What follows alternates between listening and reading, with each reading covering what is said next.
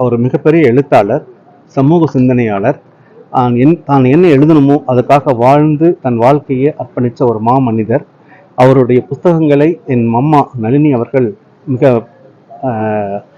மிகவும் சிரமப்பட்டு ஏராளமான எழுத்தாளர்களை சந்தித்து அவர்களிடம் கலந்துரையாடி அந்த புத்தகங்களையாம் வெளிக்கொண்டு வந்து எழுத்தாக இருந்த வடிவங்களை புத்தகங்களாக மாற்றி உலகறிய செய்தவர் என் அம்மா நளினி அம்மாள். அவர்கள் பெயரால் நளினி வெள்ளியங்காட்டான் சமூக நல அறக்கட்டளை என்ற அறக்கட்டளையை நாங்கள் துவங்கியுள்ளோம். இந்த அறக்கட்டளையானது தமிழ் ஆர்வம் உள்ள தாத்தாவின் கவிதைகளை எடுத்து மற்றவர்களுக்கு முனைவர் பட்டம் பெறுபவர்கள், பேச்சு போட்டிகள், கவிதை போட்டிகளில் வெல்பவர்களுக்கு வருடம் மிக சிறந்த ஒரு தொகையை அன்பளிப்பாக அளித்து அவருடைய புத்தகங்களை உலகறிய செய்ய வேண்டும் என்பது எங்களுடைய எண்ணம், எங்கள் குடும்பத்தாரின் எண்ணம். அந்த வகையில் நான், என் சகோதரி, என் மகள், இன்னொரு சகோதரி ஆகியோர் முழு முயற்சி எடுத்துக்கொண்டு இதன் முயன்று இன்று துவக்க இருக்கிறோம். இப்போ தாத்தாவோட புக்கெல்லாம் அப்பா சொன்ன மாதிரி பாட்டி ஒரு தொகுப்பா எடுத்திருக்காங்க. அவங்க கடைசியா அவங்க இறக்குறதுக்கு முன்னாடி அவங்க ரொம்ப ஆசைப்பட்டது தாத்தா பேர்ல ஒரு அறக்கட்டளை அமைச்சு மெயினா அது மாணவர்களுக்கு போய் சேரணும் அப்படின்னு. அண்ட் கோயம்புத்தூர் சார்ந்த கவிஞர் வாழ்ந்து நிறைய புத்தகங்கள், நிறைய விஷயங்கள், நல்ல விஷயங்கள் விட்டுட்டு போனவர். ஆனா இலக்கியம் சார்ந்த மக்களுக்கு மட்டும்தான் அவரை பத்தி தெரியுதுங்க. சாமானிய மக்களுக்கோ இல்ல மாணவர்களுக்கோ அவரை பத்தின விழிப்புணர்வு கிடையாது. பாட்டி இருந்த சமயத்திலேயே நிறைய பாட புத்தகங்களையும் தமிழ் சார்ந்த துறைகளிலையும் அவரோட ஒர்க் வர மாதிரி அவங்க பண்ணிட்டு போயிருக்காங்க. இப்போ இந்த அறக்கட்டளை மூலியமா இன்னுமே படிக்கிறவங்களுக்கு, மாணவர்களுக்கு போட்டிகள் மூலியமாவும் ஏதாவது கொண்டு போயிடணும் அப்படிங்கறதுக்காக இது ஸ்டார்ட் பண்ணிருக்கோம்.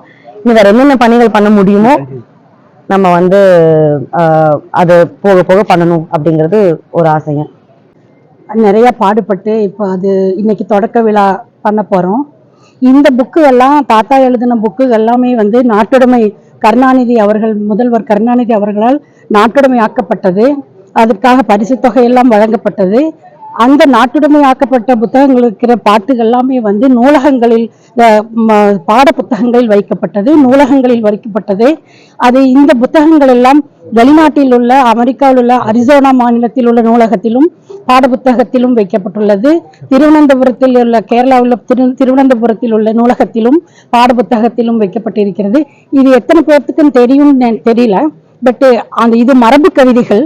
இது நம்ம புவியரசு சாரு ஞானி அவர்களால் திருத்தி புக்குகளாக வந்தது. அதுக்காக அம்மா ரொம்ப பாடுபட்டாங்க.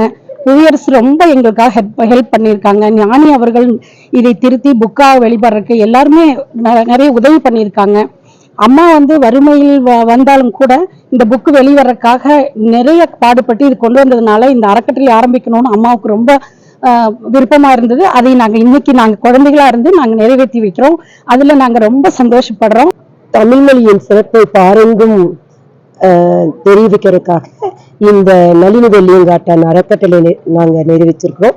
இந்த அறக்கட்டளையின் மூலமாக பள்ளி கல்லூரி மாணவர்களுக்கு பேச்சு போட்டி, இலக்கிய போட்டி, கட்டுரை போட்டிகள் நடத்தி மாவட்ட அளவில் முதலிடம், 2ஆம் இடம், 3ஆம் இடம் பெறும் குழந்தைகளுக்கு கேடயங்களும் பரிசுகளும் வழங்க உள்ளோம்.